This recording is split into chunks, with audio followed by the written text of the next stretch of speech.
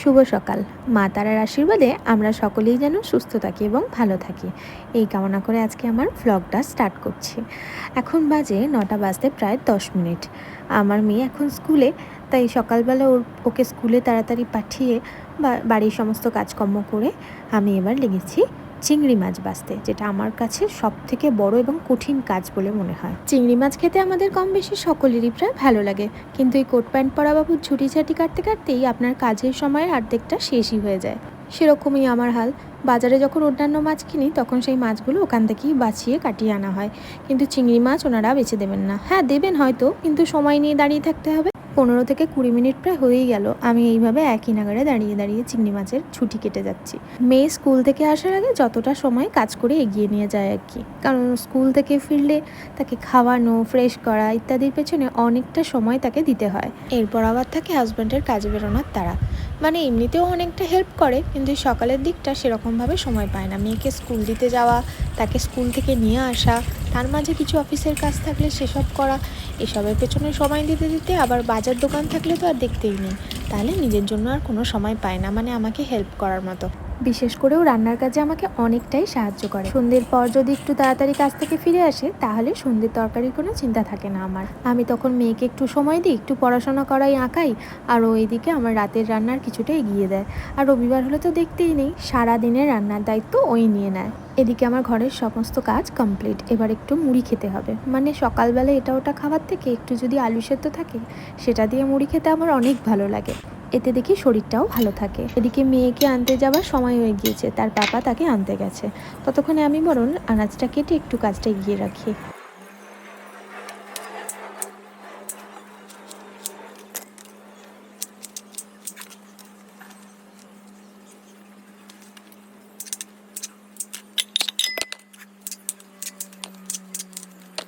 জানেন, আমার না ঢ্যাঁড়স খেতে প্রচণ্ড ভালো লাগে, সে দিনে হোক বা রাতে। দিনে যদি চিংড়ি মাছ দিয়ে ঢ্যাঁড়সের কোনো রেসিপি বানাই তাহলে তো আর দেখতেই নেই। আর রাত্রে চিংড়ি মাছ না হলেও চলবে, যদি এমনি জিরে ফোড়ন দিয়েও ঢ্যাঁড়স আলুর তরকারি করা যায় সেটা দিয়ে রুটি খেতে আমার খুবই ভালো লাগে। তাই প্রায়ই ঢ্যাঁড়স আলুর তরকারিটা আমার হয়েই থাকে, কারণ অন্যান্য সবজি খেতে সেরকম একটা ভালো লাগে না। আমার আনাজ কাটা প্রায় শেষ, এদিকে মেয়েও চলে এসেছে।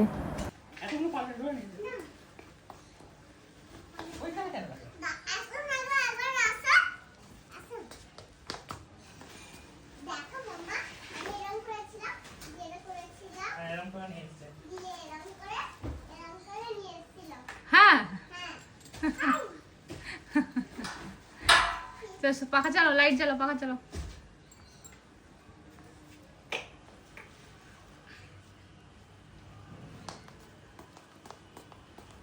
কত পরিশ্রম করে মেয়েটা। হ্যাঁ, উফ, স্কুল থেকে আসছে পরিশ্রম করছে। উফ, কেমন ক্লাস হলো আগে বলো। আজকে সেই জনগণটা পড়িয়েছে। পড়তে পেরেছো তো? হ্যাঁ। তখন কি করে এই বাড়িতে থাকতে দেবে আমাদের? থাকতে দেবে না মানে? বাবা জীবনকে নিয়ে ঘরে আয়। বাবা জীবন, আমি মুড়ি খাচ্ছি। এদিকে আমার মেয়েকে খাওয়ানোর দিকটা মিটলো। এরপর এসেছি ভাতটা বসিয়ে দিতে। এইটুকু চাল দেখে ভাবছেন যে ভাতটা কতটা হবে? হ্যাঁ, একদমই একটুখানি হবে।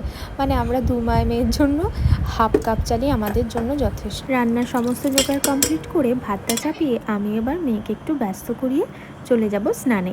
ব্যস্ত করিয়ে দেওয়া মানে ওকে একটু ড্রয়িং করতে বসালেই ও অনেকটা টাইম বসে থাকে এবং আমারও অনেকগুলো কাজ একসাথে হয়ে যায়।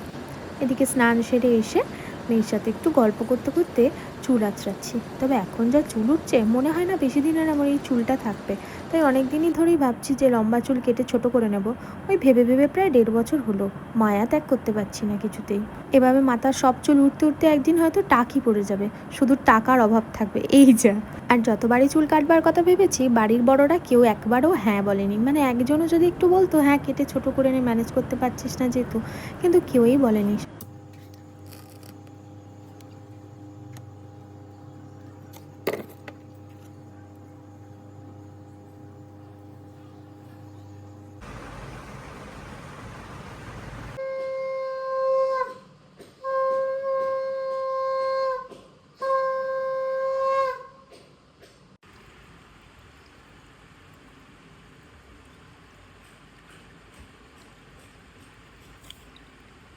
অনেক জ্বর হচ্ছে এখন।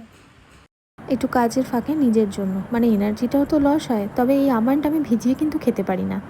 মেয়েকে বা স্নান করিয়ে ফ্রেশ করে এরপর আমি আমার রান্নার কাজে লাগবো, কারণ ওকে না যদি আমি ঠিকঠাক করে নিজের জায়গায় ঠিকঠাকভাবে বসিয়ে যাই তাহলে ও একের পর এক আমাকে অর্ডার করে যাবে। এদিকে রান্নাঘরে চিংড়ি মাছ ভাজি, সেই গন্ধটা পেয়েছে কিন্তু একজন, সে কিন্তু চিংড়ি মাছ খেতে প্রচণ্ড ভালোবাসে। দাঁড়ান, মুসুর ডালটা আগে একটু বসিয়ে নিই। এদিকে তরকারি আলু ভাজাটাও হয়ে এসছে। চিংড়ি মাছ কেমন লাগে? হ্যালো, ওই আঙুল দিয়ে দেখিয়ে দাও সুন্দর করে, যেমন করে দেখায় সুন্দর, নাইস নাইস, যেমন করে দেখায়।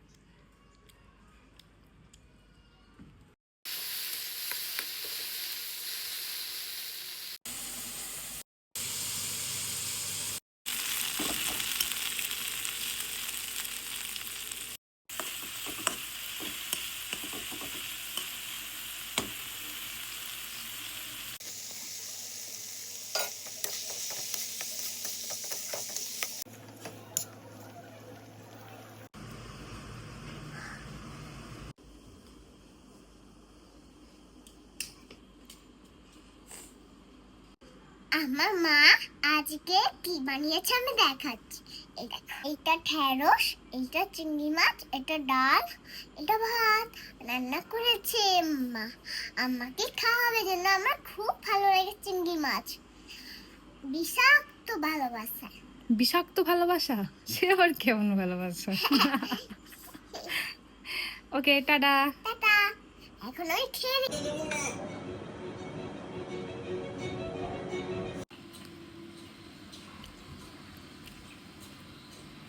আরে কমলা, তুমি এখানে বসে আছো আর আমি সেই কখন থেকে তোমাকে খুঁজছি। এদিকে আমাদের মা মেয়ের খাওয়া শেষ হয়েছে। খাওয়ার পরে যা যা কাজ থাকে সমস্ত কিছু মিটিয়ে আমরা এবার একটু রেস্ট নেওয়ার জন্য এসেছি। আজকের ভিডিওটা কেমন লাগলো অবশ্যই একটা লাইক আর একটা কমেন্ট করে জানিয়ে দেবেন। ভালো থাকবেন, সুস্থ থাকবেন, দেখা হচ্ছে নেক্সট ব্লগে। টাটা।